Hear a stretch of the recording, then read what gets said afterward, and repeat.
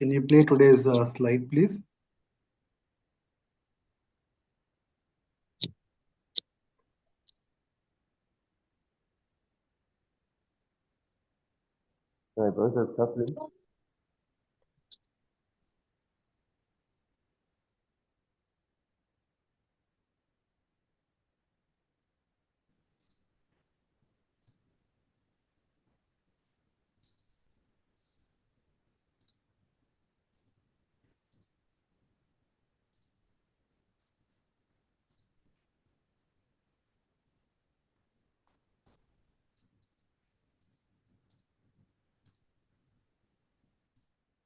Just wait a couple of minutes, people to join in.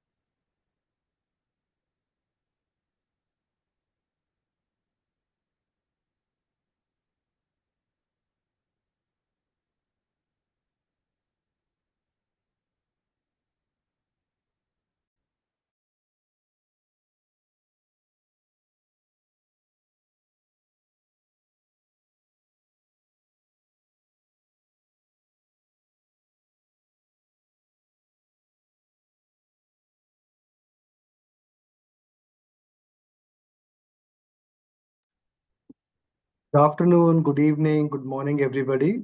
Today we are back with the AOSNR webinar series. This is the last or the 10th among this current series. And today's topic is different. It's more of success stories on patient-centered outcome. The program started about, you can say, 9 to 10 months back. And we have 9 beautiful webinars on different topics. The first was into neuro rehab. Second was technologies, robotics, asset technologies. Third was neuroplasticity, then cognitive rehab, then physical therapy, then occupational therapy, speech and swallow rehab, psychosocial rehab, nutritional considerations. Today, the last one is on patient-centric approaches and success stories. You can see the average attendance ranges from 187 to 253.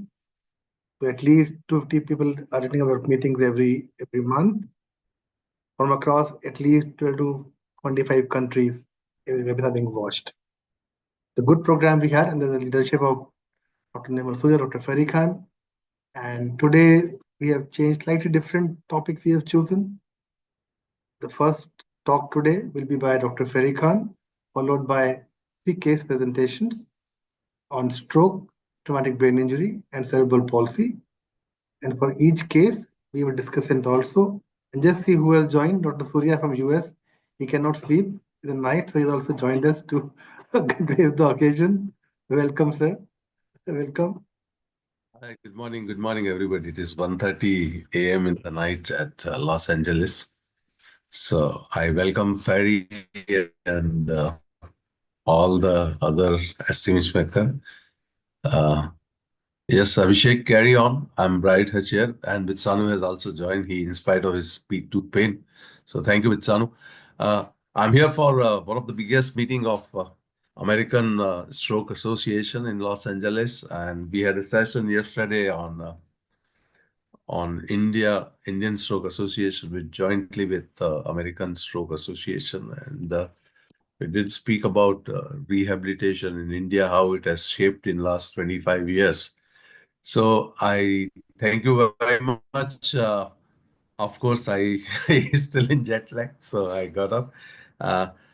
Today is the last of first session series of AOSNR series, which we started, and both President-elect Dr. Ferry Khan and Professor Visanu is here, and I must say that I was with Professor Namjong, the President-elect WFNR, Dr. Ben Fang, and Professor Mayawa, who all were here in the American Stroke Association meeting. And so we had a wonderful last evening all together during the session. So today, of course, we have made it a little different in the last one, and Ferry is going to give you the detailed short notice, small talk, and then followed by the couple of cases presentation from esteemed team, and then the experts are going to discuss both Wansik, Raju, and Noriyati, and Taral. Dr. Taslumuddin is also here, so fantastic. So I once again welcome you all. Please, I would request all of you next month, that is March, we'll have no session, but we'll come back with April in a newer format. And I request all of you to kindly send me your suggestion that what are the way that we can come out with a newer form of training and teaching. So over to you, Abhishek and Guhan, who Thank you. Thank you very much, sir. It was nice to see you in spite of being a midnight there, sir. Thank you for inspiring us as always, sir. Abhishek, sir, your voice is muted, sir. I'd like go on to introduce our today's speakers. Today's speaker slide, please, Asmita.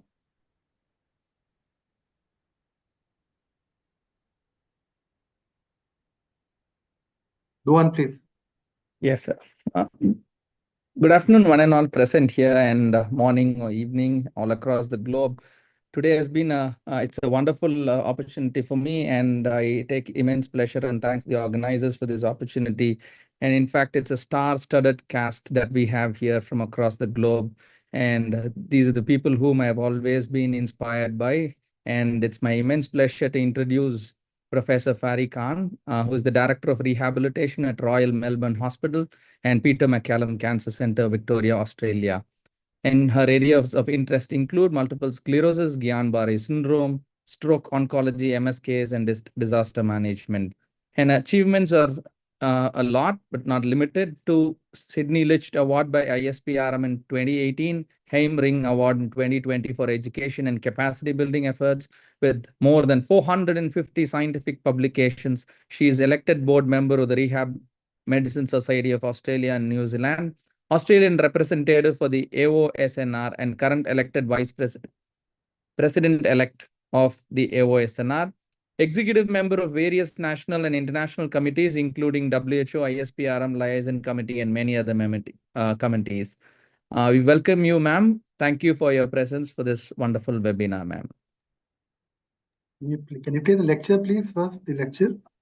Then to the other speakers after that.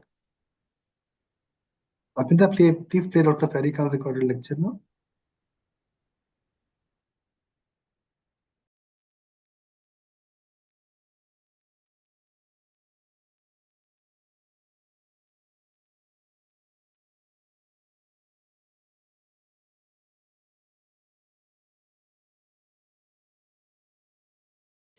AOSNR colleagues for inviting me to speak here today at this webinar. So today I'm going to talk about measurement in rehabilitation and talk about ClinFit instrument for use in routine clinical practice, and share with you some of the Australian perspectives. So my talk is 15 minutes only and has about 4 sections. Firstly, I want to give you an overview of outcome measures, talk about the International Classification of Functioning and Health and its tool called the ClinFit, and how we have used that in Royal Melbourne Hospital in Melbourne, Australia, and want to share with you how we did what we did, and you might find it useful, I hope. So when you look at the type of outcome measures, there is a huge variety listed on this slide. There are those that are disease specific, for example, for arthritis or asthma. Others that are site or region specific, like Oxford Hip Score and so forth. Some are dimension specific, such as pain questionnaires. Others are generic, like the SF36. And then there are summary items, like health survey items. And there are individualized ones, and then utility ones, especially the EQ5D, for example, that is extremely popular. So many types of outcome measures are in use within rehabilitation and other medical areas. When you look at rehab in particular, the challenge is when and how to measure the patient outcomes, because there's a lot of debate there. There are many health domains, and there's little consensus on what is best to use. Most measures have an objective physician-based viewpoint and or a subjective, which is a patient-reported views. We call them the prems and proms. Similarly, these outcome measures vary in how you measure them, when you measure them, and in the scope of their measurement. And not all of them have domains that are relevant to people with disability. Similarly, the concepts of health and functional status are sometimes confusing and applied interchangeably. And the generic information on the coverage and clinical applicability sometimes is not very clear. But most importantly, a lot of the outcome measures, like the functional independence measure, they're very expensive. And I know that many of the low and middle income countries are not able to afford its routine use in clinical practice. Therefore, that's a huge priority for our part of the world, in the Asia Pacific and Southeast Asian regions in particular. When you look at the complexity of rehabilitation, our outcomes are based on multiple factors. They are multidimensional with transdisciplinary care teams. And there's a huge spectrum of care continuum, from hospital to community to longer-term follow-up, longitudinal follow-up. Similarly, longer-term evaluation is not just what happens in the hospital, but really long-term, community reintegration and so forth. And these are difficult and challenging areas to measure because there are no absolute measures. Not every measure contains the relevant domains that need to be measured for persons with disability. And this also extends to their wider network, for example, caregivers, families, the community support organizations, etc. In this section, I just want to remind you all about the International Classification of Functioning in Health. That's almost 22 years old now, when it first came out from the WHO. And it gives you a framework for describing human functioning, and it talks about the health condition and how it is impacted upon by body structures and body function. And that impacts whether the person can actually do tasks such as activities or disabilities, and whether that will allow a person to be able to participate in community participation, which was previously called handicap. And this is, handicap is no longer a term we use. And then how the environmental and the personal factors impact upon all of this, and these are known as contextual factors. And the aim of the WHO was to provide a scientific basis, a common language for clinicians to talk in, so we're able to compare data across from India, for example, to Australia, to the Pacific and so forth, and to have a proper coding scheme so that everybody knows, like clinical record keeping, a scheming format, and how we can then look at moving forward with development of services based on outcomes and for various conditions. You're also aware of the ICF core sets, which are comprehensive sets based on ICF categories for each of those conditions, and these are minimal generic sets for almost a dozen clinical conditions as far as I can remember. And in addition, there are also brief core sets which are only for research purposes. And again, the aim of that is to improve clinical dialogue, make sure they're practical, they assess function as easily as possible, and to improve communications between professionals and between doctors, nurses, allied health across settings. It has over 1,400 categories. Now, all of this is pretty complicated. Within the Australian context, we have a national registry called the AROC, the Australasian Rehab Outcome Centre, which has almost close to 200 hospitals, public and private, across Australia and New Zealand that submit data to our central registry, the AROC, and that is part of our accreditation. We tend to use the functional independence measure as a primary outcome measure, and we look at change in FIM score between admission and discharge, and we divide that by the length of stay, and that gives us the FIM efficiency. Now, this is a very simplistic way of presenting to you the FIM measure as we use it. It is much more complex and does not often capture the range of physical and cognitive deficits within our patient group that we look after. Some of the domains measures are more, some of the items in the domain are more predictive of care requirements, others are not. So for example, multi-item liver analysis is sometimes needed to assess the impact on rehabilitation outcomes. But most importantly, FIM has got floor and ceiling effects, and it may not show improvement in patient function because there's a plateau. And it's also, FIM efficiency is also not a good indicator of cost effectiveness, because if your patient stays longer, the FIM efficiency is not good.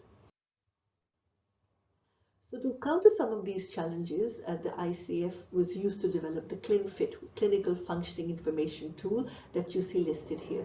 This is also a measure that is advocated through the WHO funding, and I know many of the international organizations, including the ISPRM, for example, is a strong advocate of implementing ClinFit across a range of rehabilitation services globally.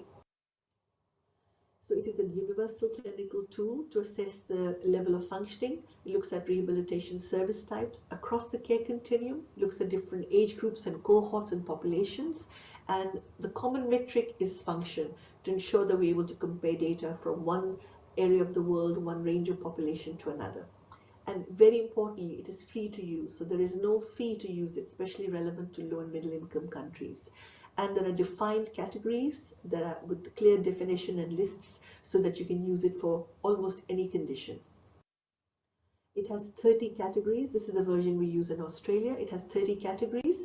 The 9 items are to body function, and the other 21 items listed on this slide are related to activities and participation, such as D420, which is the code, ICF code for mobility, defined as transferring itself. Within the ClinFit, transferring oneself has a full definition in case you are new to using ClinFit. Similarly, D850 is remunerative paid employment. Again, this is clearly defined for people so that we can tick the right category with the right code to look at the functional deficit in a person with disability. In this section, I want to share with you some of the studies that we did at Royal Melbourne Hospital. We actually used the functional independence measure, as I said before, and we recently introduced the ClinFit as another outcome measure for all our patients admitted in the inpatient and at-home services, and also in the community. We're trying to roll it out there. So one example was we looked at the responsiveness of the ClinFit in our routine clinical practice in the ward setting. So we have a 40-bed inpatient rehab ward in our particular hospital at the Royal Melbourne Hospital. So we did a prospective observational study where we had approval from the hospital research and ethics committee.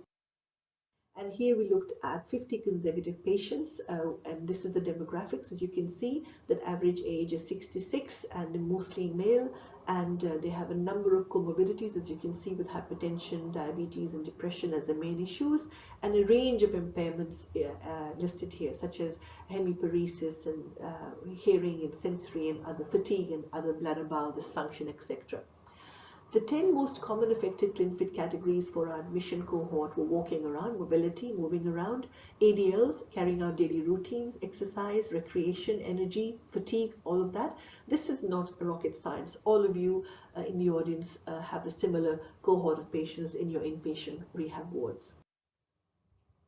What we did do was we decided to use a composite radar chart to show the ClinFit change or improvement in different categories. So if you look at the left-hand side with all participants, the light blue is at the time of admission for all the ICF codes of ClinFit. So you can see the persons here were quite disabled. Then the yellow is at the time of discharge. That means they improved and the disability decreased in all of those regions, all of those codes. And luckily, at 3 months follow-up, they continued to improve and to maintain those gains. And as you can see, that ClinFit here was able to look at the entire cohort of 90-odd patients and show that from admission to discharge, they all improved and maintained their gains in function at the 3-month mark. And we used the scale no problem to complete problem. That was the way we looked at the severity of those problems. When you look at the stroke cohort by itself, we had 44 patients in here, and again at the time of admission, which is green, you can see that there was quite a lot of disability with various codes listed there. And at time point 1, at the time of discharge, they had improved significantly, and again at time point 2, which is in yellow, patients improved and maintained those gains at 3-month mark during community follow-up. So the summary was that the ClinFit was able to show improvement in functional and cognitive assessment right up to 3-month mark, and showed improved quality of life and overall improvement in health, which we also measured through EQ5D. And most of them reported issues in ClinFit categories of walking, exercise tolerance, ADLs, and moving around. And these gains, importantly, were similar to what the FIM shows. So, and there was significant correlation, small but significant correlations between the total FIM change in our cohort and the ClinFit total change at the time of admission to the time of discharge and 3-month follow-up. And this is a very important point, that where we are paying a lot of money to use the functional independence measure, the FIM, the ClinFit has almost equal clinical utility, where clinicians are easily able to look at in a picture form, like a radar chart, what patients have improved and which areas have improved and how much they have improved in a particular time frame. So we are now using it more regularly. Another study we did was at the big cancer center, which is also present right next to the Royal Melbourne Hospital, called the Peter MacCallum Center. And this paper was published in the Journal of Rehab Medicine only recently, late last year. So this is implementing the rehab toolkit at an acute hospital at a tertiary cancer center. And this rehab toolkit, we introduced the ClinFit for medical nursing and allied health to use. And this was an implementation study, so we looked at the lay of the land, as you do in the pre-implementation phase, to look at the routine clinical practice, looking at electronic medical records and how the staff are dealing with the workload in terms of assessing barriers and facilitators. We then introduced the implementation, which was introduction of the rehab toolkit, which comprised of ClinFit and many other community reintegration measures. We did staff education and information and training sessions. We looked at using the rehab toolkit with ClinFit for almost every patient admitted within that time frame during the implementation phase, and we provided rehab toolkit available on the walls with all the information about it, the description of various items and so forth for staff information.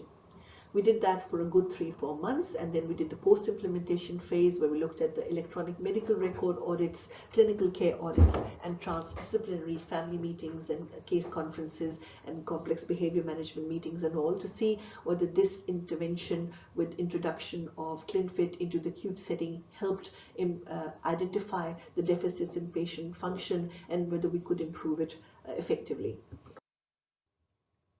We used the learning health systems model, as you can see, which basically comprises of the, if you look at focus on the inner circle here, you have data to knowledge, knowledge to practice, and practice to data.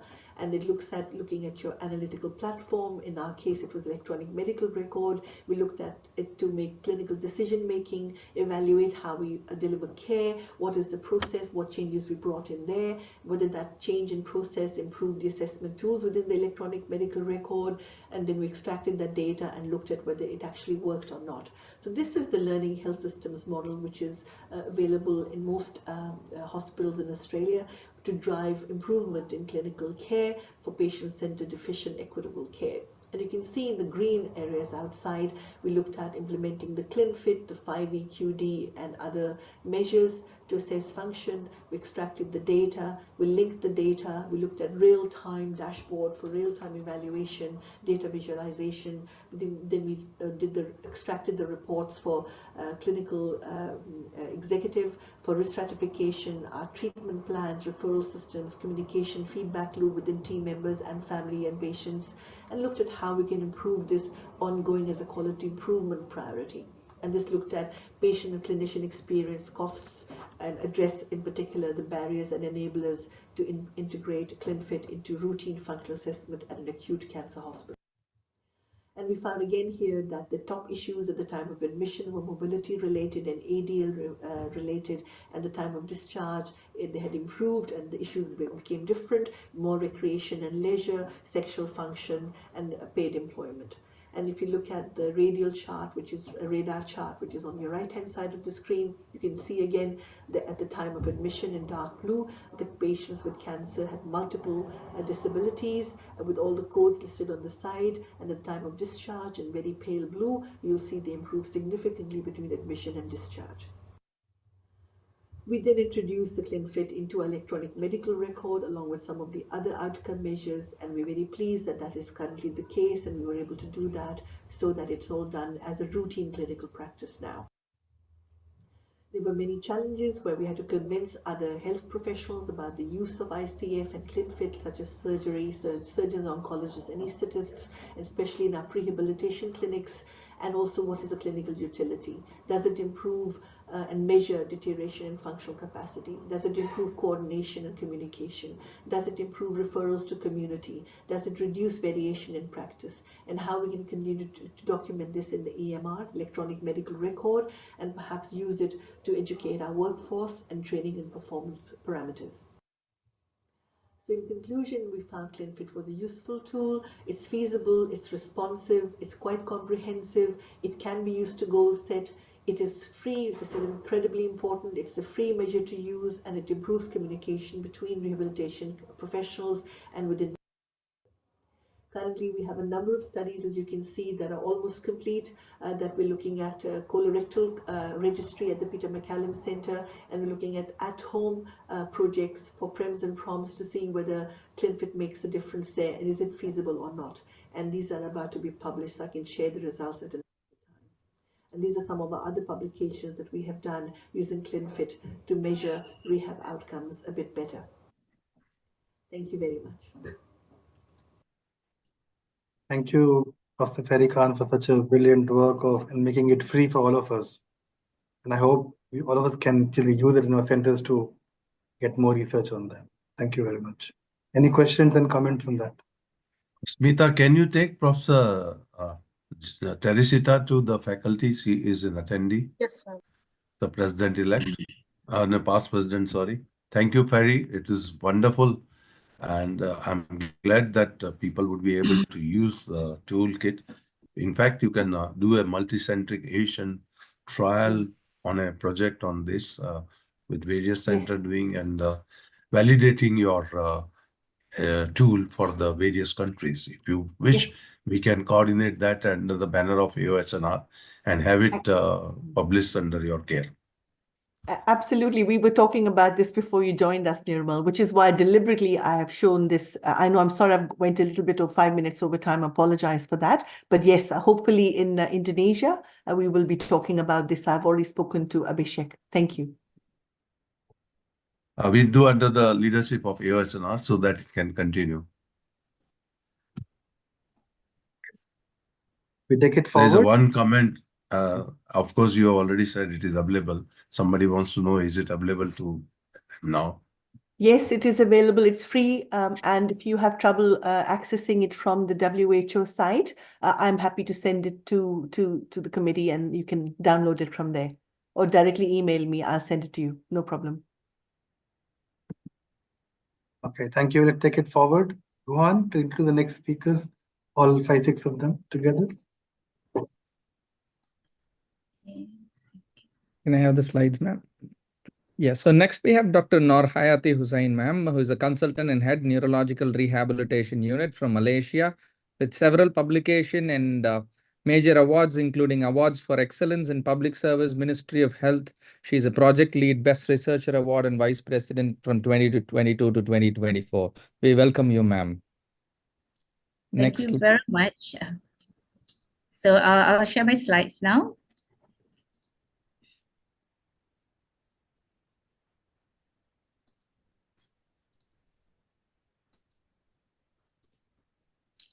Okay, so is that good? So I'll start my short sharing session.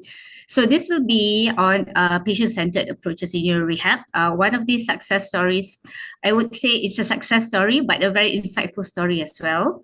So I will not talk much about the interventions, but perhaps the experience behind managing the case. So a bit of a disclosure, permission have been can obtain from the patient for the case discussion. I will be covering the facial part of the body to allow participants to actually see the patient themselves. But definitely some privacy is required, and special acknowledgement to the team. So this will be the touch points of my lecture. The first third would be a bit of a patient-centered care, the core principles, what is it really? And I will dive into the real-world patient-centered care in action, illustrated by the patient. And finally, the pearls of wisdom, which is the learning points. So basically, the core of a patient-centered care will definitely be the patient. And this is the emphasis on placing the individual at the core of any decision-making process related to the treatment. And at the same time, identifying what is the greatest importance and what matters most to the person. And this definitely will foster belief in equal and collaborative setting between the person and the healthcare team, which is us, at the same time respecting the individual's needs and their preferences as a person, and what best way to actually practice it in neuro rehab. So I will refer to the 8 principles of patient-centered care by Pickers Institute of Research. So it will be 8 very important, pertinent domains that we are actually practicing on a day-to-day basis. And that would be the fast access to healthcare, clear information, communication, and support for self-care. And that is entirely very, very, very important. And then effective treatment, definitely by us, because we're trusted by patients and families, and it has got to be delivered by trusted professionals. And most important is the involvement in the decisions and respect for the patient's preferences. At the same time, providing and ensuring a continuity of care, smooth transitions, basically a seamless journey for the patient, and show our emotional support, our empathy, and high respect for the patient as an individual. At the same time, involvement and support for not only the patient, but the family and carers is also definitely important. And really, the physical and the environmental needs is also something that we should also pay attention to, apart from just planning the interventions for patients. And the challenge is to embed the principles of the patient-centered care and the principal steps in the neuro rehab.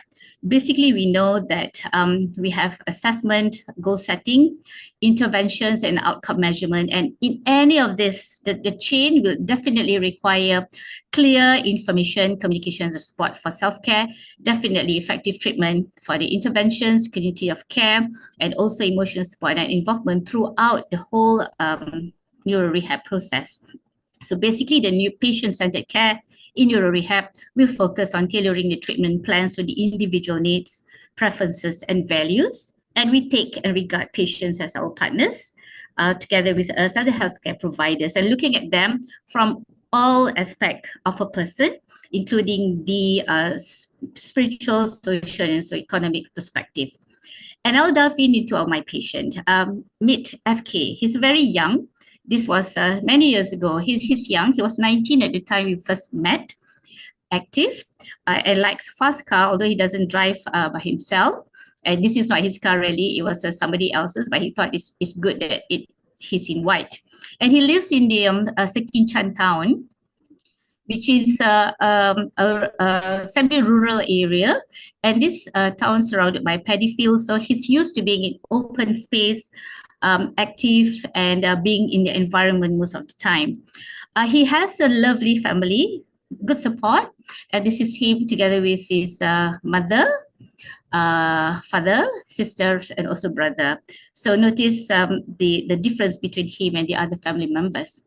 So this is him, and this picture, he's quite proud of it because this is to show that he's so much higher than the door. Yes, definitely he is much higher than the door.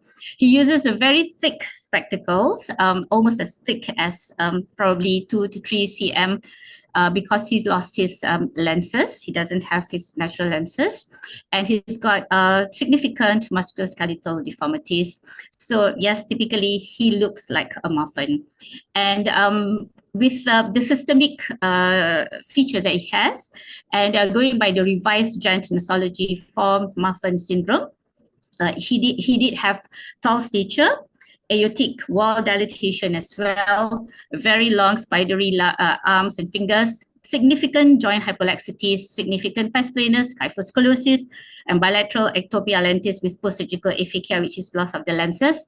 And he fulfills, more than fulfills really, the systemic score for Marfan, which is the main thing would be the cardinal signs of aortic wall dilatation and also the ectopia lentis. So by that itself, you're looking at the impairment related to the Marfan syndrome. That itself is actually a big major impairment that could lead to many problems, even in his young life. So with this Marfan, not only is a musculoskeletal problems a factor, he also has significant cardiovascular heart medication problems, hypermobility, and low weight, and with all these and the syndromes are really related with Marfan. So that kind of affects a bit, to some extent, his limitations compared to the peers. And in school, he's considered like a misfit, doesn't really mix around so much. So there were some interpersonal relationships and interactions issues as well. And definitely problems with finding new shoes, splints, and appropriate furnitures as a Marfan syndrome. And there was some difficulty with also coping with Marfan, and also self-esteem and image as a young adolescent with Marfan. Well, the thing is, because of the aortic dilatation, he had to underwent a ventral procedure for ascending aorta dilatation and aortic valve disease. So this is really one of the turning point of his life. He had a graft aorta removed and grafted.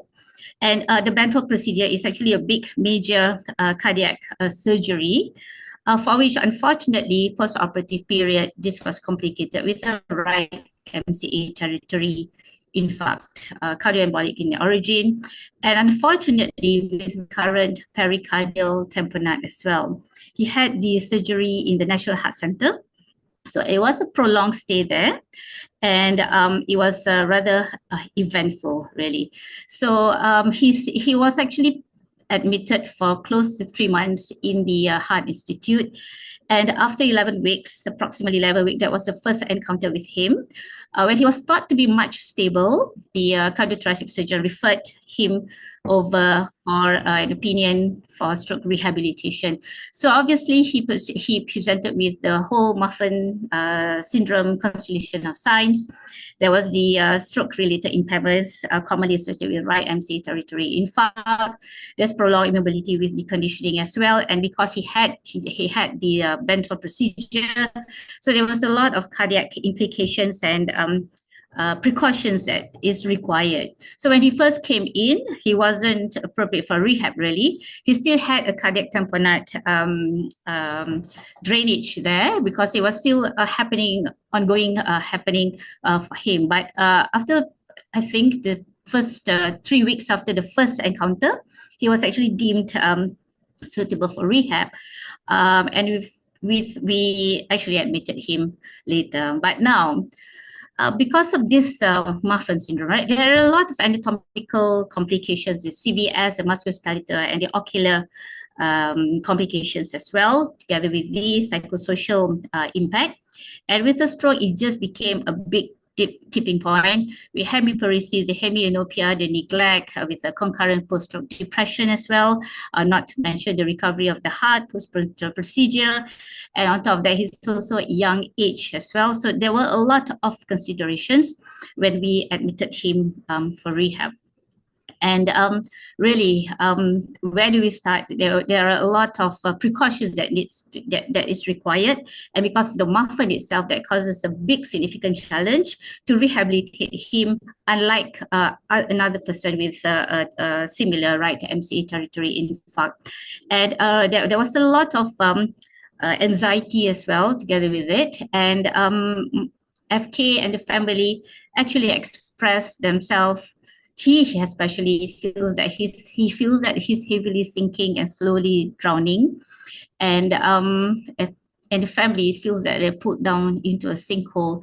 This was when we felt that, okay, where do we start? There are a lot of impairments that we need to intervene for stroke rehab itself. When there are a lot of considerations to be considered, then the ultimate way to start is always with the epicenter of the problem, which is the patients themselves. So instead of planning out extensive interventions for him, we decide to focus on him as a person, looking beyond the patient with multiple impairments, but really looking at him as a true person with significant needs and personal preferences.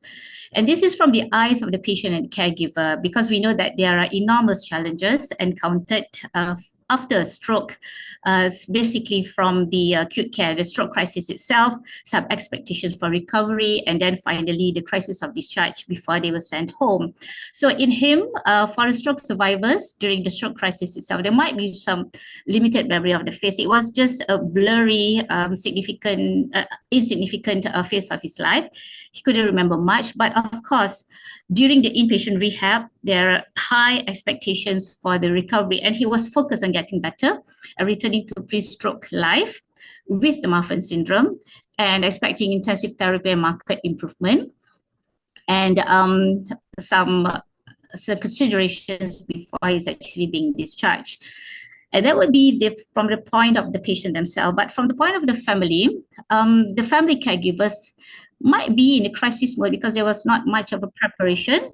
Unlike, when they're from the acute and transferring to the rehab, there wasn't much of information on what can be done on rehab. And of course, when they would like to focus on the recovery during the inpatient rehab for the patient, but at the same time, there are a lot of other considerations that they have to think of before the patient being discharged. So there are two ways on how the patients and the caregivers actually see from their point of view in their stroke crisis trajectory, unlike what we see as the physician providing the healthcare.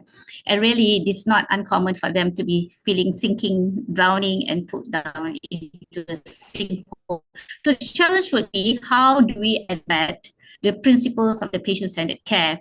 The fast access to healthcare, yes, that can be arranged. We should be giving the effective treatment, especially with all the impairments related to the Marfan and also the stroke.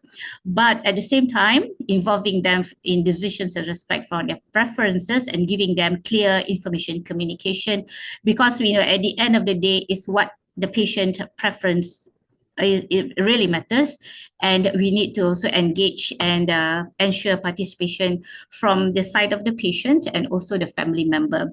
So it's not just about a one-way opinion, but having the person involved in the whole of the rehab planning, and also giving enough input so that it can give a direction on where the rehab process will lead to, especially when the rehab process is expected to be very complex.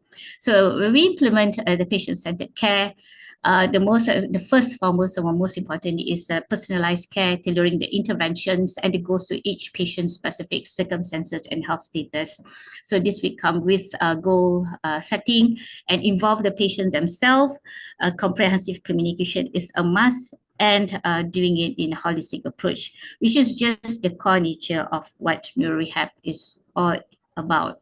So with the collaborative goal setting, FKF got a simple goal, which is actually to return home. He has been in hospital for so long, and he wants to return home. He envisioned himself working with AIDS and performing domestic chores at home, assisting mother. This is what he really wants. Really, at the end of the day, there's not much that he wishes for, but very, very desired and attainable. So the first part of the phase was rather slow and steady, I would say, because there were a lot of precautions that is required.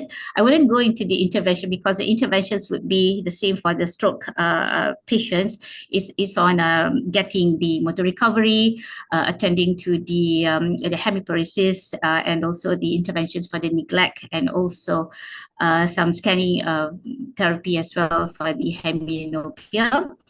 And but that's not all it is. We've got to see the equipment as well. The assessment was a big challenge for someone with Marfan, and also hemiparesis was just a wheelchair, but also the bed. So the environmental factor comes in, and we resort to also orthotic prescription, but that was also difficult because he required new shoes and so because there's a lot of environmental considerations as well managing him, because he used to be in it, and that's what he likes. So we often bring him around to the gardens, accompanied by doctors, because the time whereby the cardiac status was quite stormy and he was really at risk during the early phase of the rehab. But subsequently, he managed to be just strong enough to stand with spot with the medical officer. And about a month plus after the admission, which is approximately 3 months, 2 to 3 months after the stroke, he managed to stand with an aid. And 4 months post-stroke, which is the second month into rehab, FK was able to ambulate, and all the problems about the hyperlapity, the subtalar inverters, the pes planers, which initially brought a lot of imbalance to the ambulatory ability, was able to be managed. So the recovery was steady and very promising. But at the end of the day, it was not just the intervention, it's actually the time that we spent to listen to his emotional needs as well. And the successful patient-centered care will depend mainly on 3 factors: well-informed and involved patient, including understanding what the risks are during rehab for someone with multiple comorbids, responsive health professionals, and supportive healthcare environment should not be missed. So environment is really, really important. And patient-centered care is not about us giving the orders. It's about what the patient wants for themselves, and about them also being part of the team and being a partner in all the rehab decision making that they will endure throughout the recovery journey. So the effective communication is definitely important. And the important touch points with regards to the patient-centered care, as described by Pickers, during the inpatient rehab, the patient preference, the engagement and the participation, collaborative goal setting, outcome measure and feedback to tell the patient how they are, shared decision-making, emotional support and involvement of family and friends are utmost importance.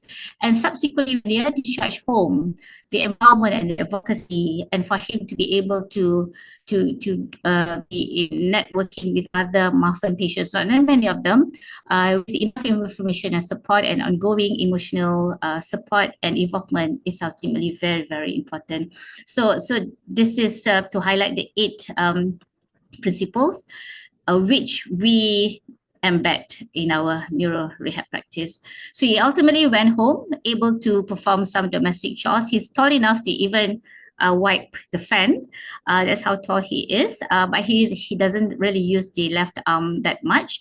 But that's okay because he's mostly functional in his own special way. So this was same 1 year after a stroke at a stroke gathering. So still as strong as before, doesn't need any aids, able to stand. There wasn't much of a balance, and this was me looking like quite surprised at how he turns out, although there was a lot of challenges when he first came, and finally he's actually with his family who give the main support. So final words on patient-centered care is not what is the matter with the patient. There can be 1,001 things that's, can be a problem with the patient, and there's so much of things that we would like to intervene, but really what matters to the patient is what is the most important. So thank you very much. I welcome everyone to be in Penang and also in Indonesia for the subsequent conferences. Thank you very much. Thank you, Professor Yati, for a brilliant talk on stroke case. Go on to introduce Dr. Kim.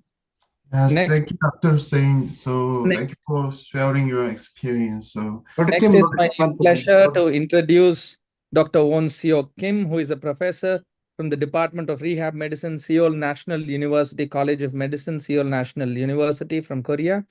And the special area of interest is rehabilitation of neurological diseases. Over to you, sir. thank you for your introduction. So thank you, Dr. Hussain, for sharing your experience. So it's a very complex case, and then I'm very agree with your opinion about the patient-centered approach. And the patient-centered approach includes many meanings. So individualized approach, also multidisciplinary approach, and then something else is a families approach, something like that. So I have one question. So in the first lecture, Dr. Parika introduced CleanPit. So for the patient-centered approach, the initial comprehensive assessment is very important, I think. So for the FK's case, so what kind of assessment did you do for that case? I mean Hi, yeah, so the first phase itself, because he wasn't really ambulatory, there was a lot of medical concerns as well, especially since he just recovered from a recurrent cardiac tamponade. So there were a lot of precautions. So the outcome measures at that time is the baseline functional. We use modified Bartel index for that, and that would be the ADLs really, and to see how much he can or cannot do. And then one of the subsequent phase would involve standing, being from sitting up to the standing position and eventually walking. So that was the time when we started to do the 6-minute walk test and the 10-meter walk test as well, in addition to the ongoing modified Bartel index that we do. So in throughout the phase, there's always the cardiac precautions that we need to look up for. Not really functional outcome, but we will look at the RPE, the rate perceived exertion, and ensure that he's within the comfortable range as suggested by the cardiothoracic team. Yes, I agree. And then so when I see his MRI, I don't feel that he can walk, but it's a dramatic recovery. So he returned to his society. So after coming back to his society, he want to involve in the more active some kind of exercise, something like that. But he has a Marfan syndrome. So do you have any guidelines for him? So for the like a more intensive exercise, including aerobic or resistance exercise, something like that, including to job gathering or something like that. So prior to the stroke, really, he's able to walk but at the lower speed because of the truncal balance, the scoliosis, and significant musculoskeletal deformities as well, the pes planus, and because of the aortic dilatation as well. So he does have rather low endurance to begin with. So that was impacted after the stroke, and for him to be able to just indoor walking and short outdoor ambulatory was rather significant for him to begin with during at least the first 3 to 6 months after the discharge. So the aerobics itself, it's actually very low impact aerobic activity, not really high functional walking to begin with. He actually achieved a much better capacity 1 year after a stroke. But unfortunately, as I was following him up, he developed other spinal problems, not just the stroke. So right now he does have spinal related impairment in addition to the Marfan and the stroke. He's not able to perform much of a walking by now, not really because of the stroke, but because of a spinal involvement. So that became like a twist, right? A success story, but eventually had some problems much later due to other circumstances. But really, what I want to highlight is that although even as complex as it is when represented with a case, there is still that potential for a patient to be able to do what they want and according to their preference. Yes, it's a complex case, and I do also the cardio rehabilitation. So if we can walk well or something do more, then we can target the more high heart rate or RPE should be high, and the moderate intensity exercise would be acceptable for you. Exactly. So if time remains, okay. If time remains, I would want to open this. So any further comments from other experts here? I think there are ACSM guidelines for stroke survivors to improve their cardiac fitness for long term, but because this person, because of his Marfan's etiology, has a neurospinal complications. But otherwise, both patients who with Marfan have a Bendel's procedure should undergo a cardiac rehab, or those stroke survivors who are ambulatory in community, there are also guidelines for their cardiac fitness in long term. But unluckily, this boy got a new complications. He couldn't do it. Yeah. Very good work and very good work. Yeah. Thank you. So unfortunately, as I was presenting, I intended to present this case long ago, but as of now, he's actually admitted and for spinal related problem, which is now he's a paraplegic now. So that comes to a lot of the preempting the preparations of what may happen with the muffin. So in addition to how we intervene for the stroke rehab interventions itself. So a lot of things to consider, really. Okay, thank you. Thank you very much, both of you. Go to the next case. Guhan, to introduce the next two speakers as well as the discussant, please. Can I have the slides, ma'am? So it's my immense pleasure to introduce the next discussant and the presenter. The presenter is Dr. Jericho De La Cruz, who is a clinical associate professor from the Department of Rehab Medicine in Philippines General Hospital. And he has several achievements, the notable ones: the first vice president of Philippine Academy of Rehab Medicine and secretary of the Philippine Society of Neuro Rehab Medicine. We welcome you, sir. It's a pleasure to have you here. Hello. I have the next slide, please. I'd also take this opportunity to introduce the case discussant, Dr. Raju Dakal, who is it's my pleasure to introduce Dr. Raju Dakal, who is the medical director and specialist physician, Spinal Injury Rehabilitation Center, Nepal. And he has several achievements, being a part of the prestigious Cochrane Rehab Advisory Board, members of several societies and principal investigators, and being the president. And it's our immense pleasure to have you here, sir. We welcome you, sir. Over to the presenter and the discussant.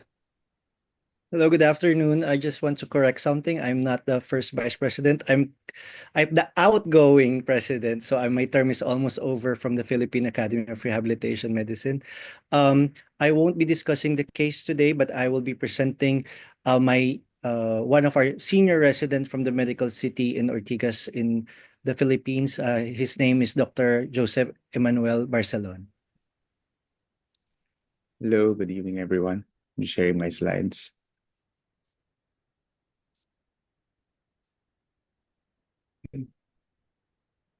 Pleasant evening to everyone. I'm Dr. Barcelon. Thank you for the opportunity to share the case that we saw in the medical city. I'm a third-year resident from the Physical Medicine and Rehabilitation Department of the medical city in Ortigas. So today I'll be presenting a case of a traumatic spinal cord injury patient that we encountered in our hospital. These are my presentation objectives. So let me begin. So this is a case of a 63-year-old male who came in our institution due to neck pain and numbness of both upper and lower extremities. This patient, the morning of consult, he went up a tree to obtain bamboo to build a cage for his chickens he was tending to. When he was chopping wood, the branch broke and causing him to fall around a height of 3 meters and subsequently fall on his buttocks and roll downhill with his head in an unrecalled position. After falling, he denied any loss of consciousness, but reported severe neck pain and inability to move all his extremities with numbness from neck down. He called out for help, and luckily, a patient or a passerby saw him, who brought him to a local hospital where initial management was done, the indwelling catheter placed, but he was advised transfer to a more specialized hospital. Hence, he was transferred in our institution for more deliberate interventions. So upon arrival in our institutions, review systems were unremarkable. But the patient was noted to be independent premorbidly on all activities of daily living. He was a right-handed retired overseas Filipino worker who premorbidly was mostly at home tending to his gardens and chickens. He lived in a 3-floor household with his wife and daughters and was noted to not use any assistive devices prior to his injury. He's a known case of type 2 diabetes with mild united fracture of the left humeral shaft with the injury obtained in 2018 and was managed conservatively. According to the patient, the left upper extremity was still functional, although with limitation in range of motion and gross deformity noted.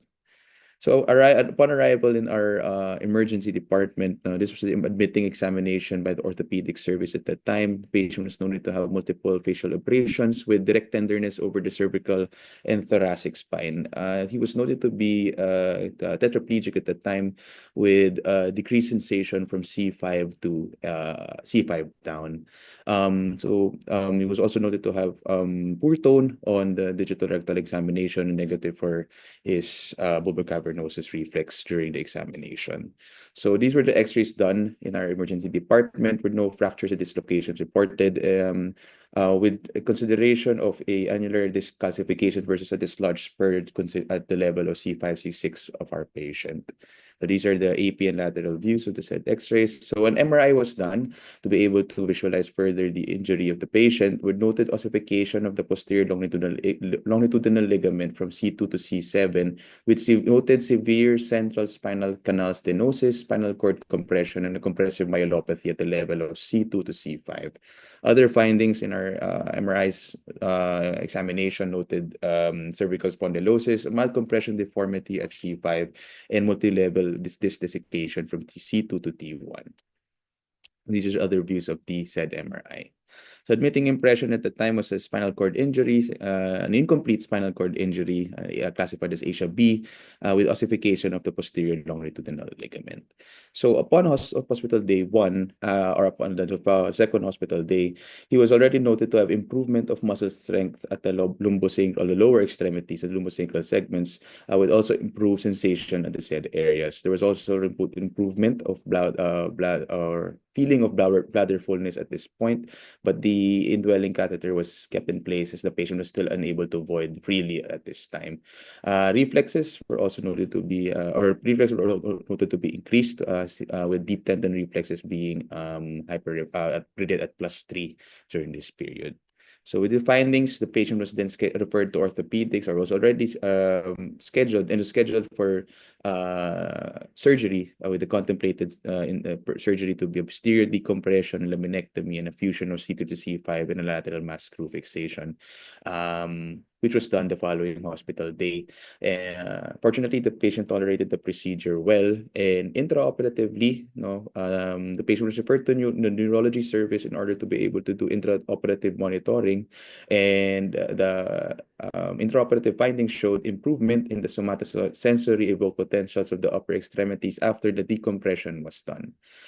Post-operatively, however, the neurologic examination remained unchanged at this point, and he was immediately referred to physical medicine and rehabilitation for cold management in order to help facilitate mobilization and conditioning post-operative to prevent any post-operative complications.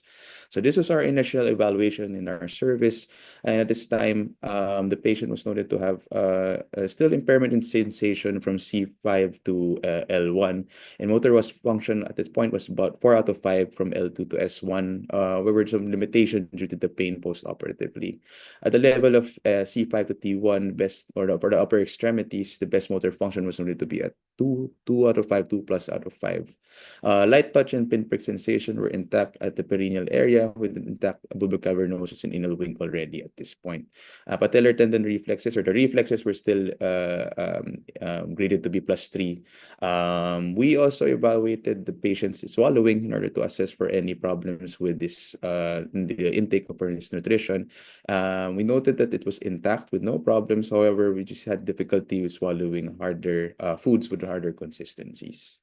So at this point, the diagnosis from our service was a spinal cord injury, incomplete, and Asia B, with the noted myotomal and anatomical levels. And based on the pattern of the injury, the course of the patient, we diagnosed it to be a central cord syndrome due to an ossified posterior longitudinal ligament and status post the said surgical procedure.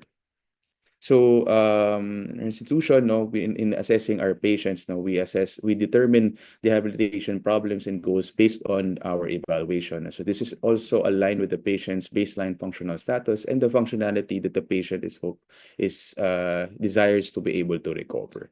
So based on this, these are the said rehabilitation problems that we identified for him and the rehabilitation goals that we want to be able to achieve both in the short term, in the acute care setting, and also in the long term, in the outpatient setting. So this is the WHO ICF model that we created for this patient. Mainly, the impairments at the immediate time of our evaluation was post-operative pain on the site, impaired sensation below the neurological level of injury, and the decreased motor strength for both upper extremities.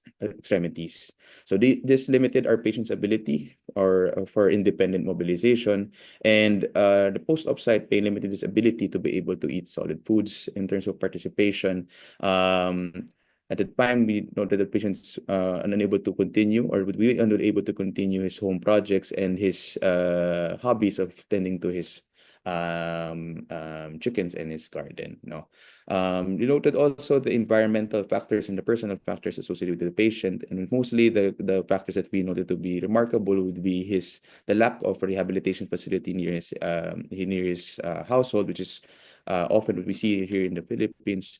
But we noted that the patient's family has very strong backing for him, both the primary financer and also the primary caregivers, with a lot of the family being present always at bedside to be able to provide to the patient's needs.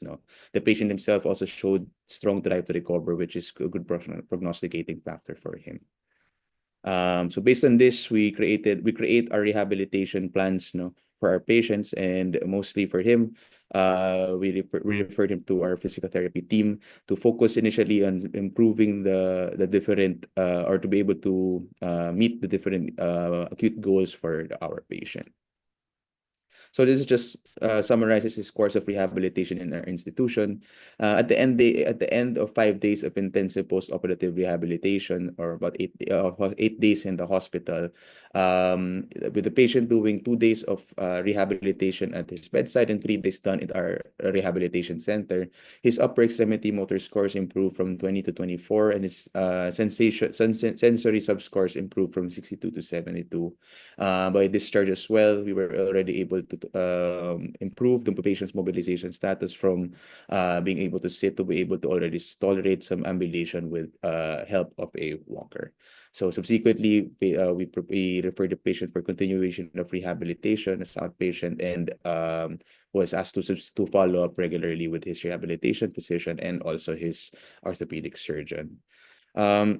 Spinal cord injury practice has evolved really in the past 20 years, with surgical and non-surgical interventions helping in restoration of function and not just the cure of pathologies. There has been more comprehensive approach with care, not only addressing the pathologies, but also looking at restoring the patient's function as close as to the premorbid status. Globally, mostly the population of patients that occur or experience spinal cord injury would be adult patients, usually involved in transport accidents. Traumatic SCIs mostly occurs amongst males, with incidence highest in extremes of age, usually affecting your young adults or your elderly patients. Quality of life, as we all know, is severely affected by those who are affected with SCIs, with mortality being really highest during the first year post-injuries. Factors we note that are considered as predictor of mortality or increased mortality include the level and completeness of the injury, strong indicator is also age and the patient's eventual dependence on a mechanical ventilator. But other important factors to also consider would be functionality of the patient post-injury, with higher mortality rates seen in patients who have lower life satisfaction post-injury, poorer adjustment to the disability, and those that are more functionally dependent. So these are just some of the SEI syndromes that we encounter. And for a particular patients, he had the most common one, which is seen in incomplete SEI syndromes, which is central cord syndrome, which these are usually seen in older patients with cervical spondylosis, with patients that have cervical spondylosis who sustain a cervical hyperextension injury being a more common mechanism of injury. For our patient, he was noted to have findings that were more consistent with the course of a central cord syndrome, wherein he had greater motor weakness in the upper extremity compared to the lower extremity, and the progression of recovery was also consistent with a central cord syndrome, with the lower extremities improving after the first hospital day to a greater extent, and with eventual improvement in bladder function and a slow improvement of the upper extremity strength. So surgical management is really done in order to stabilize the spine or decompress any compressed neural elements, and it is best done for patients who have incomplete injuries, or incomplete SEIs. Complete SEIs, however, a little bit more tricky as management or surgical management becomes a little bit more controversial, depending on the goals that we want to be able to achieve or the functional recovery that is possible for the patient. Approaches for the surgical management would be either anterior or posterior approach, with its own pros and cons. Bone grafts are now used in order to be able to ensure future spinal stability for our patients that undergo surgical fusions. This is the TLIX scoring system, which is used to help determine the management for patients that have acute spinal cord injuries. It's based on 3 independent parameters, which include morphology, integrity of our posterior ligamentous complex, and the neurological status at the time of the presentation. So this scoring helps guide eventual management with a score of between 0 to 3, leaning towards a more non-surgical interventions, and a score of more than 4 would be more surgical. The score of 4 is a little bit more unequivocal, with the course of management being dependent on the surgeon of choice, on what we'll be able to do for the patient. So previously, when we deal with SEI patients, the goals rely on providing some compensatory strategies on the use of preserved muscles above the level of injury, and using leverage and momentum to be able to teach our patients on how to move weak or paralyzed body parts. While these strategies are effective in increasing mobility, they do not target the recovery of the affected areas below the level of the site of injury, and they do not also consider the further functional gains that may be possible. Hence, in the last decades, rehabilitation strategies together with the advances in spinal cord neuroplasticity have emerged, leading to a change in focus of our rehabilitation interventions from a compensatory model to a recovery-based model. Activity-based therapies are now a group of interventions that aim to maximize recovery by focusing on areas above and below the site of injury, wherein we employ repetitive task-specific training using weight-bearing and external facilitation of neuromuscular activation. The key components of ABT is to elicit plasticity to the spinal cord, include your sensory input, specificity of tasks that we do, and the repetitive practice of the interventions. So one of the interventions in activity-based training include your locomotion training, which aims to improve sensory, motor, and autonomic functions for our patients and eventual health and quality of life. The main focus of this is to promote recovery of postural control and walking after our spinal cord injuries. It involves the use of an overhead body weight support system attached to a harness where the individual is suspended over a treadmill. Unfortunately, in our institutions, it's not readily available. However, LT programs or locomotion training programs also include overground training component, wherein our institutions therapists are well equipped. And any other, and even community-based institutions can also practice this. So wherein we incorporate specific training into specific activities for our patients, outside of the body weight support system to be able to contribute to functional recovery. Although locomotion training has proved in order to be beneficial for patients with SCIs, the training volume required to achieve significant gains remain to be high, ranging from 4 to 5 times per week for about 1.5 per hours taken per session. So complications associated with SCI includes the range of the following, But sharing this slide in order, I wanted to share this slide in order to drive the point that early rehabilitation and intervention, either post-surgical or non-surgical patient, really is geared towards initially addressing or preventing the occurrence of these symptoms, and eventual hope to eventually drive the patient towards more functional and neurologic recovery.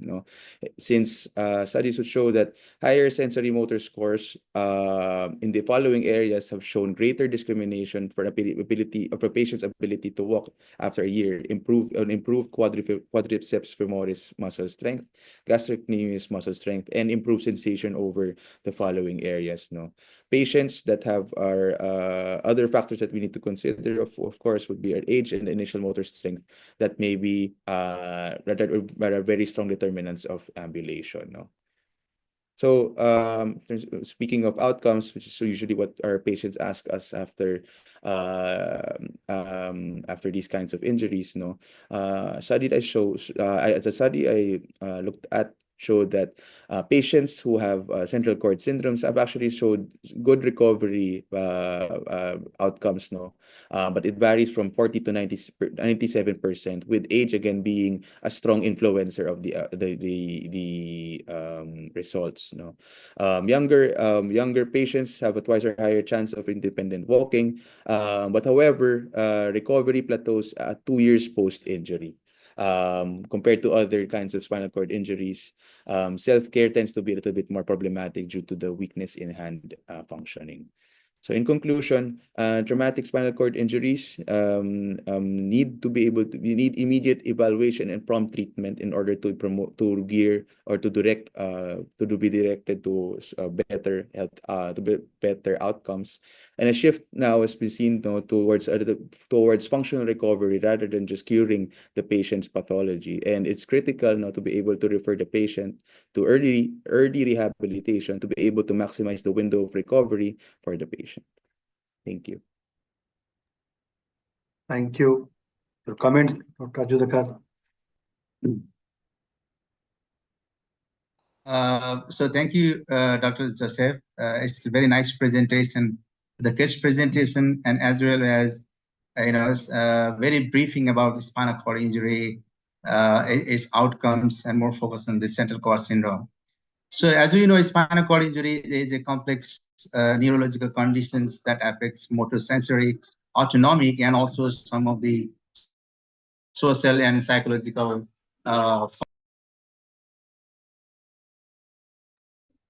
and then regarding this patient, yes, it's 63 years male with type 2 diabetes mellitus with left humerus fracture. And MRI seems to be like degenerative changes, some compressive myelopathy, and also some cord edema could be from the cord contusion. I can see from C2 to C5. So my I'm very happy that patient has good outcome. So Dr. Joseph, can you please explain more about lower urinary tract dysfunction after this central cord syndrome? If he had any issues, how did you manage lower urinary tract dysfunctions?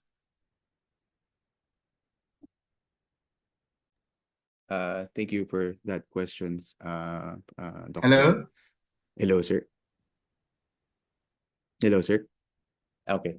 Thank you for that question. No, for usually for spinal cord patients, especially at this level, no, a lower urinary tract infection could result to a urogenic bladder. No, for this particular patient, we actually encountered this problem with in initial management, actually to be placing your indwelling catheter to be able to prevent or to continue to allow the patient to continue to urinate. No, eventually, the immediate management would be for the decompression, to be able to relieve the spinal cord at the level that is affected.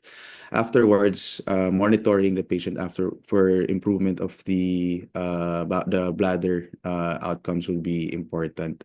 For him, as he left the stage of spinal shock after hospital day 1, we already noted improvement of sensation at the levels of or the level of the lumbosacral levels.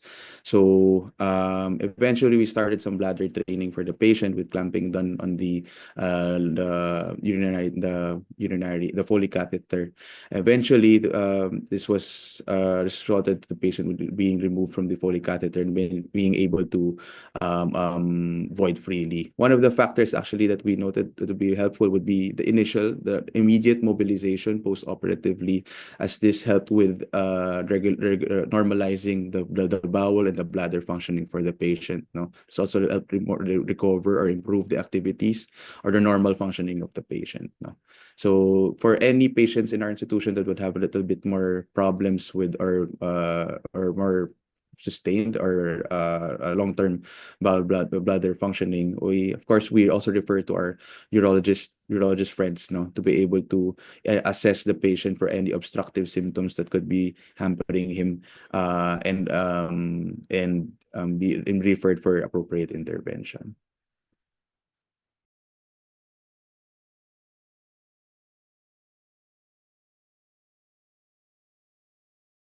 Yeah, okay. Thank you so much. So how often do you do urodynamic in such type of patients to understand the feeling and the voiding phase?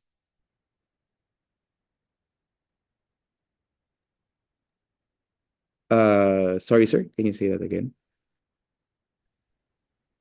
So I'm just saying, how often do you do urodynamic study to understand about the neurogenic bladder in your setup? Have you done any urodynamic study for the same patients, or do you do by yourself in rehab medicine, or you just report to the urologist? In this patient, sir, no, we weren't able to do any urodynamic studies ourselves. No, The patient Sorry, is admitted in the multi-specialty private hospital. So basically, there are several doctors that are involved. So when the patient was referred for rehabilitation, the neurologists were also involved in the care of the patient. So, but there are some centers in the Philippines that the rehab does the neurodynamic studies as well.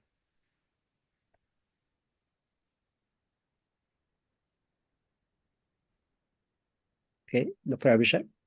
Any more questions? I think one small comment, thinking of clamping the catheter, that's not being done practice much widely now, because even one time if you clamp the catheter, it can cause back pressure in the kidneys. So current, in rehab primarily, we ask for residents not to block the catheter. It can cause more problems, especially during spinal cord injury. Good work. Thank you very much. Go to the third case. Thank you very much, Jericho and Joseph. Thank you very much. Guhan, can you get the third speaker, please? Can I have the slides, please? So it gives me immense pleasure to introduce the final presenter and discussant, Dr. Taral Nagda sir and Dr. Taslimuddin sir. Dr. Taral Nagda sir, who is pediatric orthopedic surgeon, SRCC NH Children's Hospital, Jupiter Hospital. Yeah, he has several achievements to his name. He is a webmaster of Pediatric Orthopedic Society of India. He is convener of pediatric subsection of IOA. We welcome you, sir. Thank you for sparing your time. Can I please have the next slide, please? It gives me immense pleasure to introduce Professor Dr. Taslimuddin sir, who is a professor, Department of PMR, Bangabandhu Sheikh Mujib Medical University, Dhaka. And he has more than 80 publications, including 2 textbooks in rehab medicine. He has several achievements with UGC grants, ISPRM, Young Researcher grants. We welcome you, sir. Thank you for sparing your time today. Over to the presenter and the discussant. So thanks, AOSNR, Dr. Surya, Abhishek, everyone for having me here. In typical Indian tradition, we are very good hosts. So of course, I have a case to be discussed, and this problem is of a crouch gait in cerebral palsy, and I'll be talking about patient-centric approach with the problem of crouch gait. Now, it's not just one patient, but we have 6 different varieties of patients here. Abhishek, can everyone hear me, and are my slides very clear to everybody? Yes, please go ahead. Absolutely. So, I come from Bombay, where Abhishek and Dr. Nirul Silva also come from. And the hospital for children which I work as, it started in 1948 as a Hutman clinic and has grown to a children hospital. And we hope to host all of you sometime for a rehab course in pediatric. So a crouch gait is a very specific problem in cerebral palsy. And here I have simple line diagrams of 3 children who are walking with knees bent. On the left-hand side, you see a child who is walking with knees bent, but also on toes with ankle in equinus. And this we call it as a jump gait. On the second slide in the middle, you have a child who is walking with knee bent, but ankle is plantigrade, and this is known as apparent equinus. And the slide on the right, the diagram on the right, you have a child who is walking with knee bent and ankle in dorsiflexion. And this is what we call as a crouch gait. Many times people feel that a child starts walking as a jump gait, then becomes apparent equinus. And as the calf mechanisms fail and as hamstring become tight, they convert into a crouch gait. So this may be a age-related phenomenon. What are the components of a crouch gait if we study biomechanically? It's not just the knee which is involved in crouch gait. It is ankle, knee, and hip, all the 3 which are involved. So you have ineffective antral plantar flexion accompanied by tight ankle dorsiflexors, which are important. Of course, there are tight hamstrings along with weak knee extensors. And then you have ineffective hip extensors, and there is a hip flexion contractures.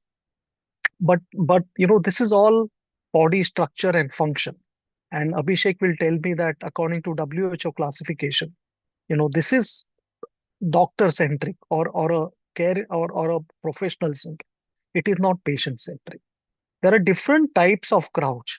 And what I'm going to discuss today are different types of crouch, children walking with similar gait patterns. But as the patients change, our decision making and the treatment also changes. So let's go through some of these cases. I'm going to present them. And after this, I will ask the next panelist to comment on these cases and tell us whether what I done was right or wrong. So this is the first case. This is a 8-year-old child. He is walking with knees bent and ankles almost plantigrade. So this qualifies as an apparent equinus or an early crouch gait. And the parents were, now worried because they have been taking regular therapy. They have read up about crouch gait. They have read up about the effect of growth on walking of a child. And they are happy to seek an intervention because they are noting down the child is getting tired very early. He is walking slowly and there are functional changes. And he's not able to meet with his school requirements. When we examined this child, we found that as we studied R1 and R2, there was some shortening, but there was significant spasticity in this child.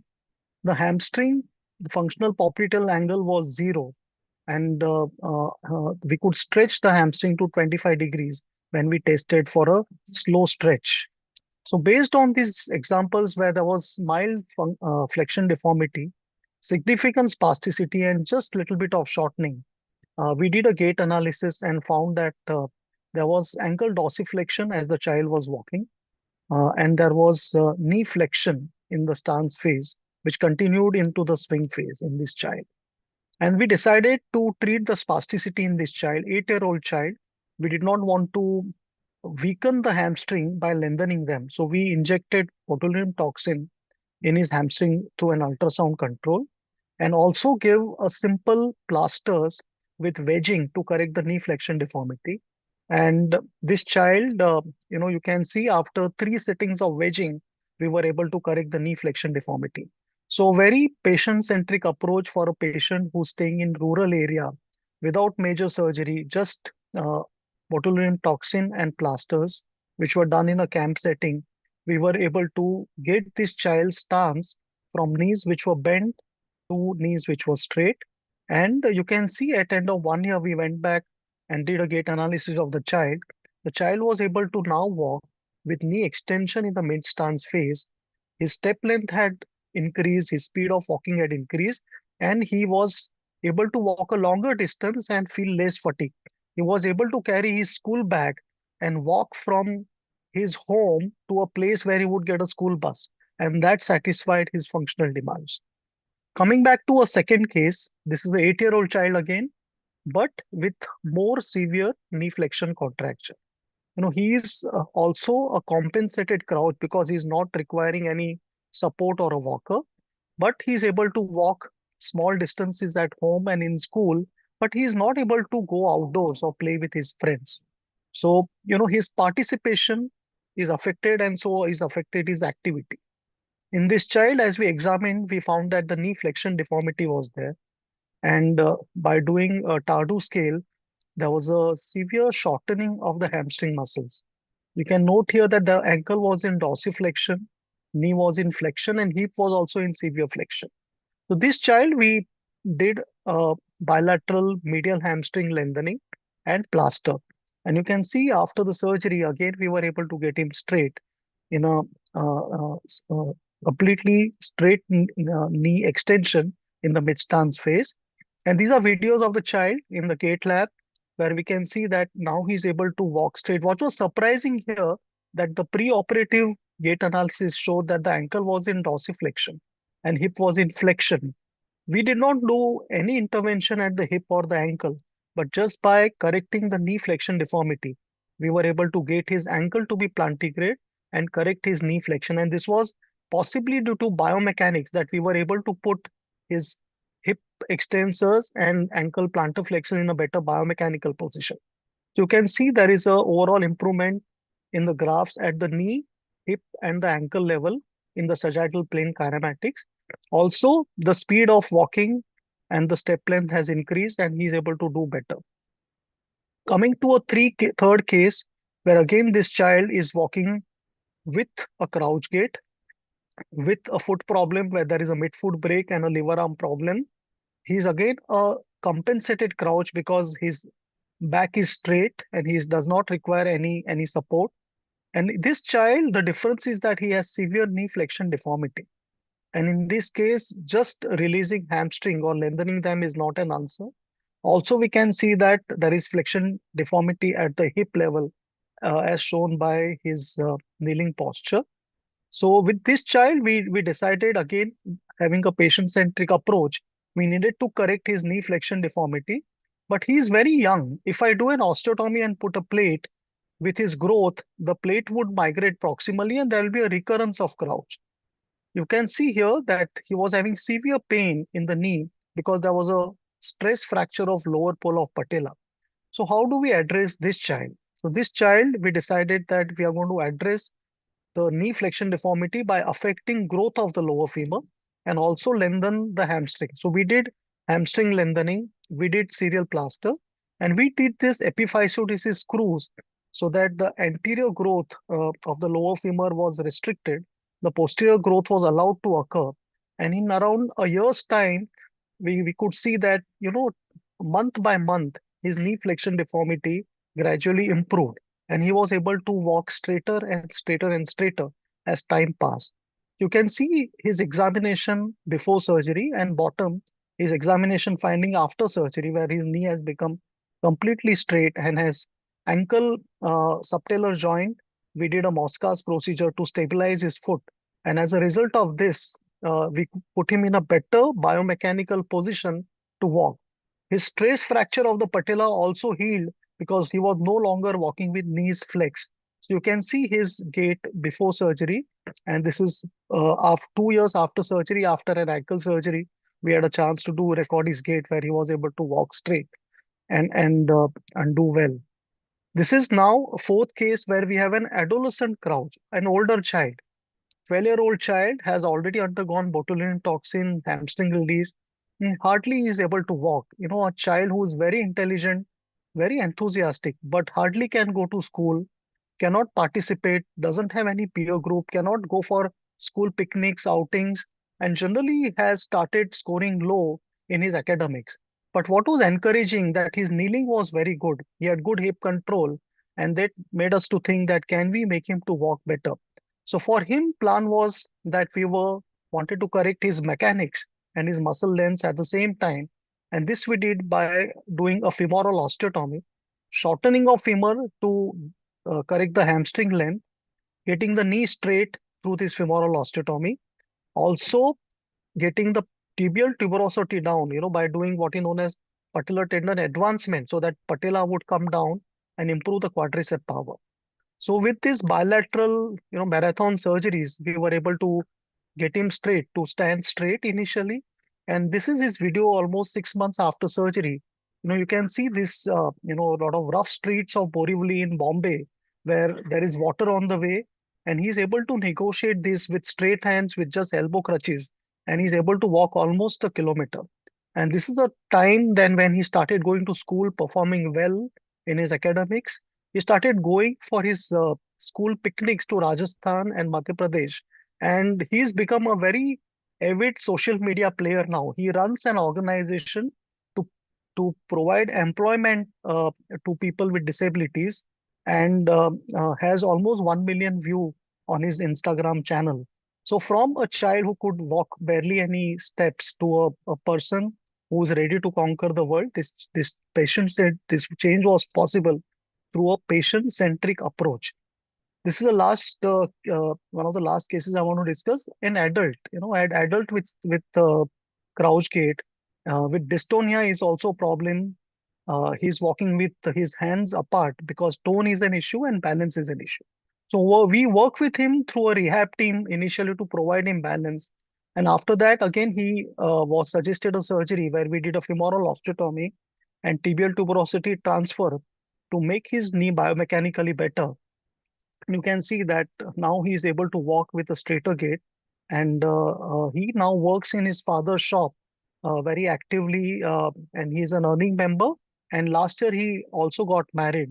So again, straightening his knee and providing him a more functional gait pattern allowed us to, give a better quality of life. Lastly, when not to operate, this is a child who is also walking with knees bent, but he has extremely low tone. When you examine him, the knees are not having such a great deformity. Hamstrings are not very tight, but he just collapses because there is hardly any power.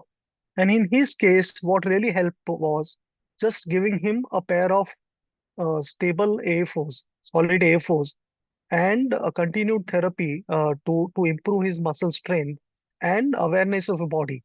So, with this, we could, give him a better quality of life. So, what I, wanted to sort of share with these cases is that, crouches are a single commonality where there is knee flexion gait.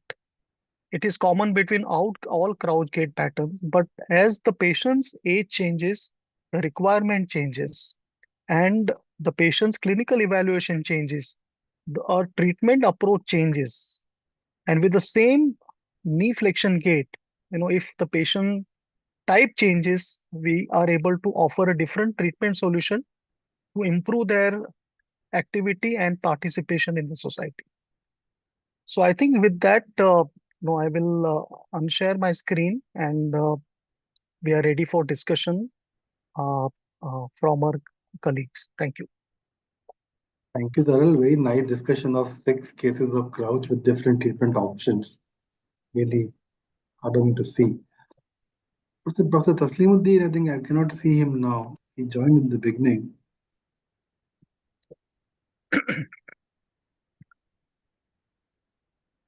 Is he there? No, I cannot see him. Dr. So, Joy? Taral, can I Yes, sir. ask you a question? Yes, sir. Yes, sir. Please. So, how do you decide that this patient I would give botulinum toxin, or this patient I will give botulinum toxin and the serial casting, or this patient I will give toxin and release the tendons? So, what are the criteria you follow? Is it always is the gate lab that helps you, or beyond that? So the whole analysis would start from seeing a child and doing a physical examination. So a pair of eyes and pair of hands are the best tools to do an evaluation. We look at the 3 parameters. Does the child have spasticity? Is there shortening of muscle? And is there a liver arm problem? If there is just spasticity, it is no point lengthening muscles or correcting the liver arm. We have to correct spasticity. In many cases, we now feel that spasticity is the precursor of shortening and liver arm problem. If these patients with crouch gait are picked up early, at age of 6 and 7, when they are just beginning to grow, and when they that time just have spasticity, if there is a very surveillance program to pick up this crouch and treating them with chemodenervation and associated with plaster if there is a knee flexion deformity, most of them we can prevent a crouch and surgeries. So that is about giving chemodenervation and plaster treatment along with rehab. Once the muscle shortening comes in, a very selective hamstring lengthening helps. If you do a very, a complete hamstring lengthening, the problem is hamstring also work on the hip joints. They will lose complete control over the hip and they will stop walking. So never to do tendon lengthening, never to do Z lengthening. What we do is aponeurotic release, and that also of only medial hamstring, and we spare lateral hamstring. In many cases, semitendinosis we don't release, but we reattach it to the lower end of femur. So very conservative hamstring lengthening surgery will help. But in cases where the child has lost the liver arm, the hamstring lengthening doesn't help. We have to preserve the hamstring power. And in that case, shortening the bone will increase the length of the hamstring without cutting it. It will also allow the knee to become straight. And this has to be accompanied by making the quadriceps stronger by pulling its insertion down. So this is how we decide based on clinical evaluation. So the gait analysis is just to confirm what you have decided through your clinical evaluation. I think fantastic, very well described, and I'm sure it is very useful for many of us, because this is very clear that it is your own assessment, examination, and coming out. Spasticity, treat spasticity, shortening, treat that, and if liver problem, you have to manage to get the liver function back into the shape. Wonderful. Just to add, Taral, I remember you told about over lengthening. I remember early 2000 we used to operate. We published a paper in 2008 of single event multi-level surgery. There was a fashion those days, and all of us have done that. We used to overcorrect, and those patients who were walking without a walker, their knees become straight, but because they lost the hip power, they started using walker post surgery. Right. So that's a very good comment that we should never over lengthen hamstrings. You lose the hip control and cause more problems. We all have seen that in our growing days, that problem. But very important point also you told, there is some evidence now to show that gait analysis recommendations doesn't change your your overall outcome. Right. But what it changes is the type of surgery you will do. Right. There's some Absolutely. data on you will do the surgery, but the type of surgery might change if you have a good kinematic and EMG data along with you. The surgery is planned with your naked eyes in your examination. Only gait analysis might change your decision what type of surgery you want to do. Yeah. And if So you might also do your there is a data to suggest, research to suggest that gait analysis actually makes you operate less, not more. So Yeah. it reduces the indication of surgery and prevents you doing unnecessary surgeries. percent. Yeah. Absolutely. Couple of Any questions in the comments question from answer. Teresita? Teresita Joy, she's been active in field of cerebral palsy, and I would request her if she's here, Yeah, her comments. I agree that crouching is really a difficult problem in cerebral palsy patients. And I can see it takes a lot of skill, experience to be able to correct crouching correctly. And I can see that Dr. Taraha really has the experience and the skill, and then the cases are really fantastically successful.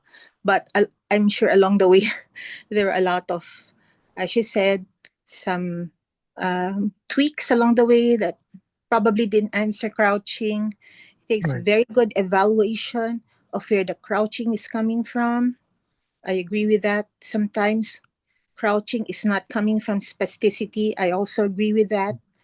And the younger the patient is, I notice that the correction will be easier because the tissues are still supple, Right. correctable, and muscles can be really strengthened. You don't have fixed contractures yet. The joints are okay. But I agree, it's really a very difficult problem in cerebral palsy patients, but should be addressed. But we have been successful in early treatment of gait deformities. Somehow we see that there is some minimizing of the crouching of this Right. patient. But I agree, it is a problem, and it takes a lot of evaluation biomechanically to be able to answer crouching.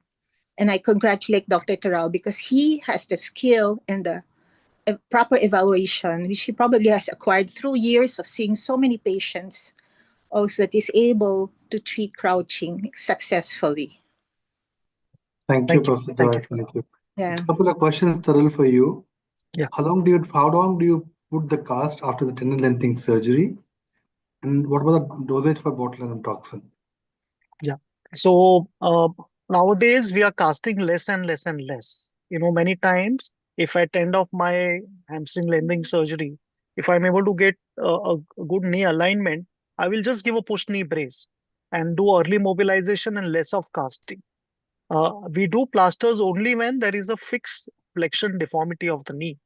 And typically we will do wedging every third day, and plaster is not kept more than 3 weeks. The second principle is even in plaster, keep the patient's weight bearing. So they are not bedridden. We allow them to be walking and to be weight bearing even with plasters on. So these are some of the principles, timings, and indications for plaster treatment after tendon lengthening. Abhishek, you have anything to add? Have I missed No, anything? that's fine. That's fine. Now the question is the botulinum toxin dosage in children. What parameter do you use to decide the dosing for them? So the parameter we use to decide, one thing is what is age and weight of the child. Secondly, what muscles are we injecting? That's the second point. Third, is it one or two isolated muscle injections, or you are going to inject whole lot of muscles? So is it just a hemiplegia with calf injection? Then it's different. Or whether it's spastic diplegic CP where adductors, hamstring, calf muscles all are involved, because you don't want to increase the cost and you don't want to overdose the patient. So these are some of the factors. The dosages for individual muscles are well laid out now, and it's available on net and in all the textbooks. So we follow the same dosage patterns. Uh, um, about the frequency of injections, though the injection effect of botulinum toxin may last 6 or 9 months, it's not necessary that you have to be injecting every 6 or 9 months. You find the right time to inject. And generally, what we will do is make sure that the child has good control, at least good hip control. He understands the therapy, and parents are regular with therapy, and that's the best time that we will consider a Botox injection for the child. One last question from the audience is that how does the growth spurt affect the timing for surgery? What is the best time for surgery people with cerebral palsy? Absolutely. I think this is something very, very important. The best timing to do chemodenervation is a child who is 4 to 6 year old who has developed good control, but spasticity is coming in way of his rehabilitation. The best time for muscle lengthening surgeries, aponeurotic lengthening surgeries, is between 7 to 9 years age, where child is still growing. And as Joyce said, by doing surgery in these patients, you will prevent major contractures and breakdowns. Derotation osteotomy should never be done below 10 years of age because there is high rate of recurrence. Uh, if the child, all the osteotomies and stabilizing surgeries, I prefer to do as later as possible, between 12 to 16 years age group. But this window between 9 years, where below which you will do a soft tissue surgery, and 12 years after which you will do osteotomy, is now being filled with surgeries where we do growth modulation. Use plates and screws to correct the deformities, where we affect the growth to straighten the knees, to straighten the ankles without cutting the bone. So, there are ages where different surgeries are performed. And I Thank think you, this Tarun. question is very important. Thank you, Thanks. Tarun. I give the dais back to our president and president-elect to please summarize this whole AOSNR webinar series. Thank you very much. Ferry, after you. Thank you very much, everyone. I really enjoyed the series very much. So, in fact,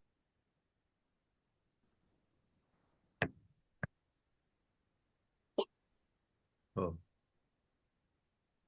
So we lost Ferry.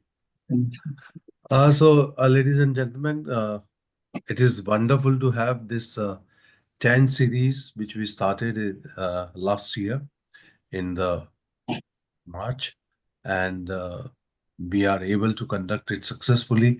On an average, we had 200 plus attendee from nearly 28 to 30 countries. And it's a real pleasure that we are able to, disseminate the knowledge and get people sort of attracted in this era where the Zoom has become not so fashion now. But yet I can understand that Asia is where the people are really looking for training and education in neuro rehab. The time has come that we now start collaborating together and bring multicentric trials. Here at Stroke Rehabilitation, I saw all big trials has been presented, and they are all done at multicentric in collaboration. Professor Wen Fang is going to present TCDS trial today, the result. So, these are inspiration for all of us. We all are capable. It is just that we need to trust each other, come together, and take a couple of projects in different countries and do together. I'm happy to take a lead as president, and I'm sure Ferry Khan would join me in, propagating that multicentric trials come from Asia with our own result, our own patients' data, and our own experience and guidelines to the world rather than taking from the Western part. So with that note, we'll come back to you in April. You all are invited to give the suggestions that what should be the pattern for a next few webinar series. That is a AOSNR series 2, which start from April again, first Thursday, and we would be wanting the newer members, younger member to actively participate. So I request all the president of various organizations across Asia to take a lead in that and recommend the young people to come forward. Not to forget, we have our annual meeting in September at Yogyakarta from 4 to 7th September. So ensure that you all attend there physically and you share your scientific program. I'm sure Ramesha is working hard. They have made a wonderful program. It should be ready in a couple of days to unveil to all of you. With that note, Ferry has rejoined, so I hand over to Ferry. I'm sorry, Nirmal, so very sorry. I got disconnected internet. I apologize, but I echo everything you've said, and I look forward to seeing you all in Indonesia at our meeting in September. Thank you very much. Go on to propose vote of thanks. Yeah, Von Sik has raised the hand, so we can ask him to say. Yeah, Von, go ahead. Okay. Yeah, go on. Vote of thanks. Thank you. Thank you, sir. Thank you for the opportunity, and it gives me an immense pleasure for giving us this to thank the Presidium, Dr. Nirmal Surya, sir, the current president, the president-elect, Dr. Fari Khan, ma'am, the secretary, Dr. Vitsana, sir, and immediate past president, Dr. Teresita Joy, ma'am, for giving us this feast of webinars, the much needed, the advancements in neuro rehabilitation. I take the immense opportunity and the pleasure to thank Dr. Fari Khan, Dr. Noor Hayati Hussain, ma'am, Dr. Won Siok Kim, Dr. Jericho De La Cruz, Dr. Raju, Dr. Taral Nagda, Dr. Taslimuddin, sir and ma'am, for everyone for giving their wonderful expertise to the panelists. And I also thank the panelists for being wonderful today with active participation, with all the questions being raised. And my sincere thanks to the digital team for making this happen smooth without any technical glitches. And if there's one point that's to be taken for today, and that's patient-centric approach. Patient-centric approach and patient-centric approach. Thank you very much for the opportunity, sirs and ma'ams. Thank you. Thank you very much. We'll see you in April. Bye-bye. Bye, everybody. Thank you, sir. Bye-bye. I can go to sleep now. Yeah, you can sleep now. Bye. Thank you. Good night.